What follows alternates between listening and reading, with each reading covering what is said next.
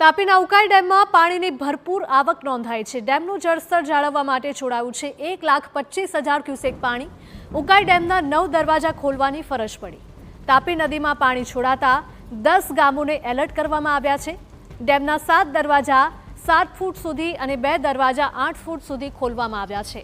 ડેમમાં ઉપરવાસમાંથી 1,39,000 ક્યુસેક પાણીની આવક થઈ છે। ઉકાઈ ડેમનું જળસ્તર 334.77 ફૂટે પહોંચ્યું છે। તાપીમાં ઉપરવાસમાં વરસાદ જે રીતે વધી રહ્યો છે જેને લઈને ઉકાઈ ડેમમાંથી સતત પાણી છોડવામાં આવી રહ્યું છે।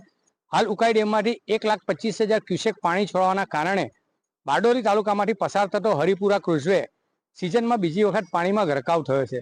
દ્રશ્યોમાં તમે જોઈ શકો છો જે રીતે 1.25 લાખ ક્યુસેક પાણી તાપીમાં ઉકાઈ ડેમ દ્વારા છોડાતા હાલની પરિસ્થિતિમાં પાણી બંને કાંઠે તાપી નદી વહેતી હોય તેવા દ્રશ્યો આપ જોઈ શકો છો। અને સામે પાર જે ગામો આવેલા છે ઊન, કોસાની, ગોડાવાડી, ખંજોલી જેવા સહિત 7 જેટલા ગામો અત્યારે ટોટલ કુલ 12 જેટલા ગામો બારડોલીના મુખ્ય માર્ગથી સંપર્ક વિહોણા થયા છે।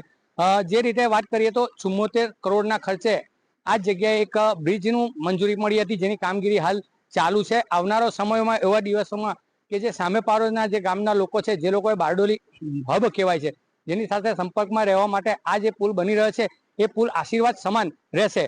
અત્યારની જે પરિસ્થિતિ જોઈ શકીએ તો જે પ્રમાણે વહીવટી તંત્ર દ્વારા પણ હાલ પૂરો પોલીસ પ્રશાસન મૂકી તેમજ ત્યાં ગાડી બેરીકેડ મૂકીને હાલ પૂરતો ક્રુઝવેને બંધ કરવામાં આવ્યો છે। જિગ્નેશ મહેતા, TV9 બારડોલી।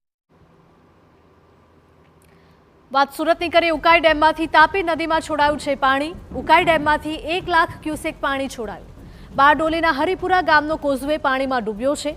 કોઝવે પર પાણી ફરી વળતા 7 ગામનો સંપર્ક કપાયો છે। ઉના, કોસાડી, ગીતાવાડી અને ખાજરોલીનો સંપર્ક કપાયો છે। આ સાથે જ કડોદ, બારડોલી અને સુરત તરફ જવાનો રસ્તો પણ બંધ થયો છે। ચોમાસાની સિઝનમાં બીજી વખત કોઝવે પર પાણી ફરી વળ્યા છે જેના કારણે હવે બારડોલી જવું હોય તો લોકોને 20 કિલોમીટર સુધીનો ચક્કર લગાવવો પડશે।